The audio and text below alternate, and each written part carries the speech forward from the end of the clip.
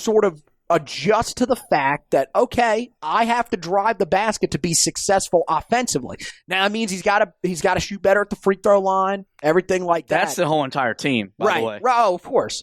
But defensively, you also bring up a good point. He's got to be one of the team's top defenders, probably top 2 or 3. This is what part of what we brought you in for. And against some of the wings that you're going to face in college basketball, you need him to be that type of guy.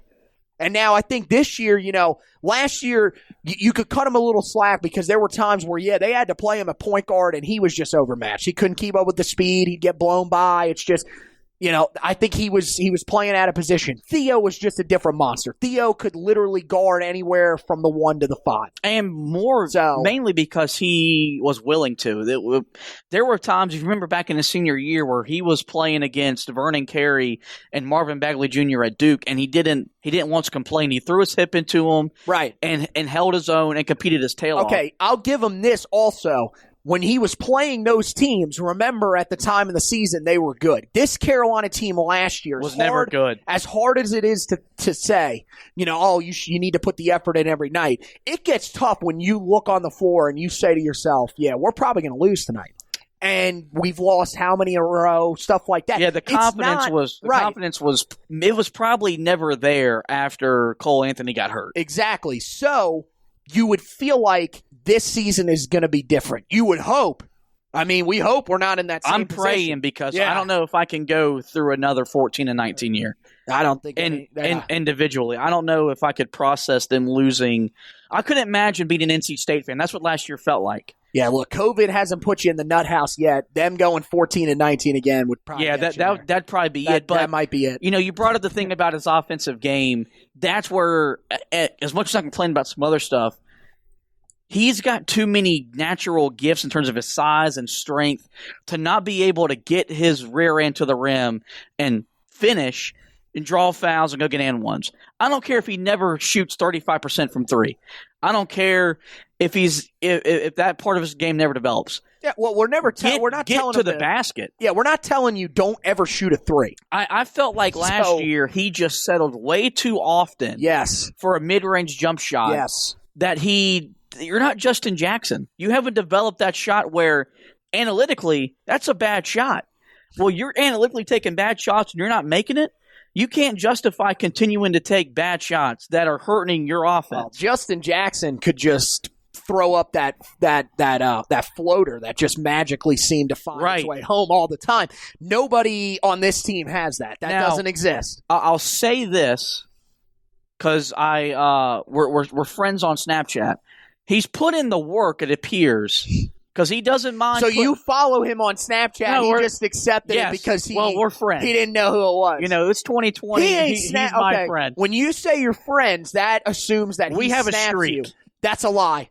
That's a lie. That is going to have to be proven on our first video podcast. That will be proven. But he's been in the gym as much as anybody that's been putting out on social media. So he's putting in the work because he hasn't been the player he wants to be, who Roy Williams wants him to be, and all that. So there's another guy that I didn't write about, but got brought up to me by a guy in the article that I put in a group, and this guy none of us have talked about all offseason. The guy that I've been extremely critical of for the most of the time that he's put in a Tar Heel uniform. Dude, Justin Pierce is not back this year. I know, it's Sterling Manley. Just kidding. I did see that, and that was interesting. And we've been talking so much about Garrison Brooks, Armando Bacot, Walker Kessler, Day'Ron Sharp. Carolina's 4 deep. If Bixter's healthy, they're 5 deep. Well, the problem is that the reason we haven't talked about him is, dude, we haven't heard anything about his injury since then. And we would think that if there were positive developments, they would probably be telling us like they did with Anthony Harris. That's why we're just not getting our hopes up. We haven't forgotten about him.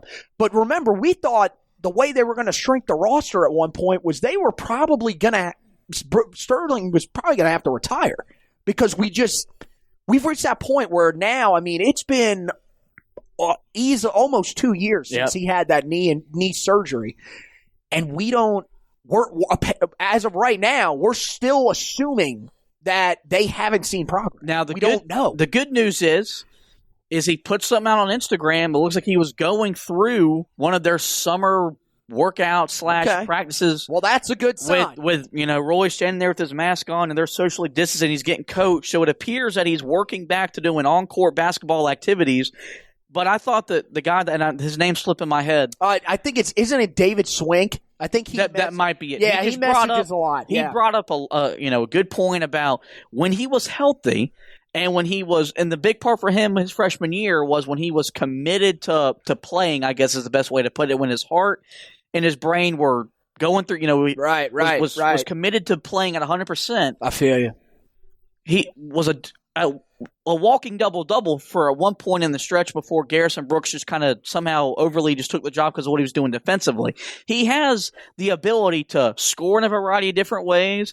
He can be a quality defender, can rebound the ball and present a rim blocker, which Carolina still needs with Garrison Brooks and all these guys. Plus, if you get him back, you can be more aggressive defensively because if guys get in foul trouble, you have talent then 5 deep. Well, that's something.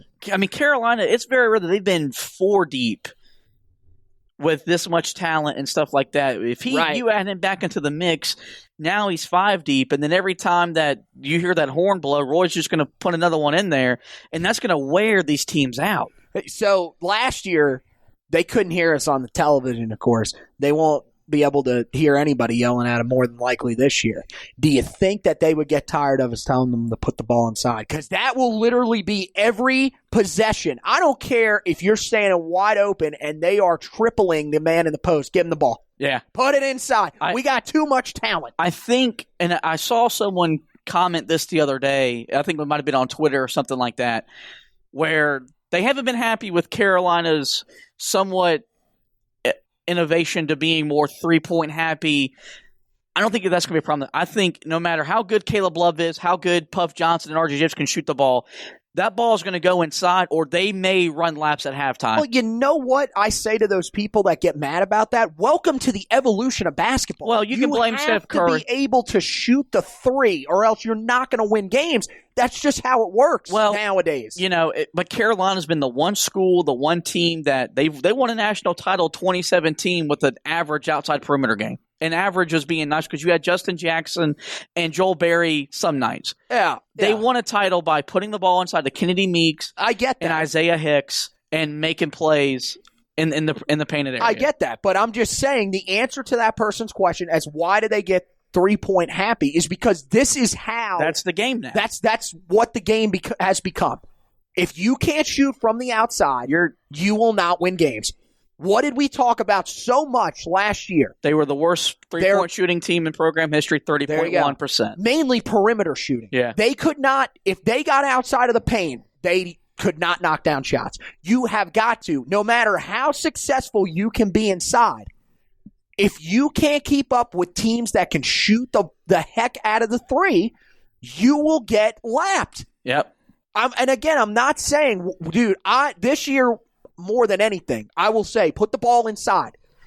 But there's a difference between put the ball inside and we need paint scoring as our only option. You need to get touches inside. That's what opens up your 3-point shooting. But you've got to get better shooters deep. Yeah. And I mean, I go on record all the time, and what's a great number for you to shoot from distance?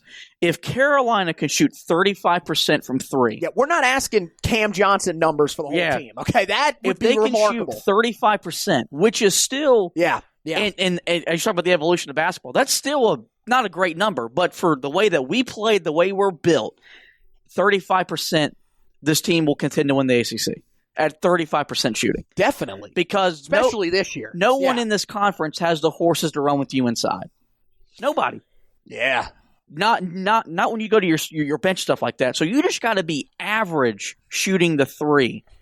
And you're still going to be the team that you want to be and what you're capable of being, which is a contender. Especially if you're going to play more half-court offense, which, again, we don't know. We want to get back to running the floor. But like last year, that's when you needed Cam Johnson. So let's say that Cam Johnson was on that team last year with Cole Anthony. I think that team would have still been a pretty good offensive team. Or they lacked the 3-point shooting. Or even Kenny Williams. Right. They did not have any sort of consistent three-point shooting. Oh, excuse me. They did, but we just talked about him. He got injured. Yeah. I mean, that was your best shooter. I think that's something that we got lost in that whole when Carolina won to the title in 16 and 17. Then they had the 18 where they just had the hangover a year, and then 19 with Kobe White. Well, when they were running and stuff like that. But they were really, really half-court offensive teams. They were really, really good, which is one that if there's ever been a knock about Roy Williams' offense is that they've never really been great in the half court, and they never had to be because they just run you to death, which is great. But there's some teams that aren't just built to play that way. They found a way to, when the game got slowed down, to be more efficient in their sets. That went away last year, and so you've got to get back to doing that because if not, I don't know if they'll be 14 and 19 bad, but you're not going to be as much as a contender as you want to be. So I thought that was a great article. It got a lot of, start some conversation up. You didn't put the one guy in there that I thought you were going to. Andrew Platek he's a candidate. Right.